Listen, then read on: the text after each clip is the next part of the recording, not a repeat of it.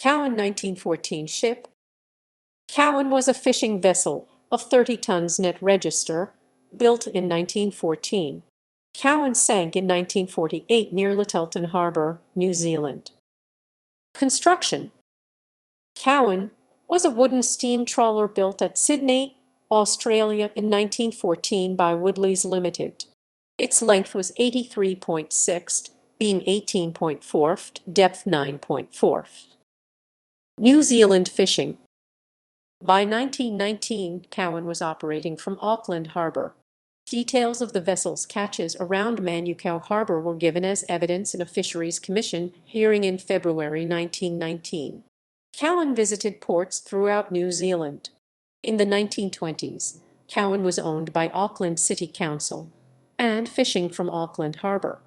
On 11 July 1920, Cowan's master was fined £10 for poaching fish by trawling in the Hauraki Gulf prohibited area. Cowan's relatively shallow draft allowed it to berth directly alongside the Fish Market Wharf in what is now Auckland's Wynyard Quarter. Fishing continued throughout the 1920s and 1930s, both trawling and dredging for oysters from Bluff.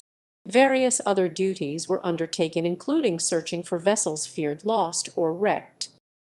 Final voyage and wreck. On 9 March 1948, Cowan was returning to Lyttelton Harbour from its fishing grounds. The master was Captain G. Mounser. At about 9:30 p.m., the vessel struck the port levee rocks. Cowan was holed in its starboard side and sank quickly. The crew consisted of 7 men, all of whom were saved. The Court of Inquiry into the sinking of the Cowan found that no reprimand was warranted. The vessel had been steered by an uncertified member of the crew, and although the captain failed to monitor its course, he had stayed close to the wheel at all times.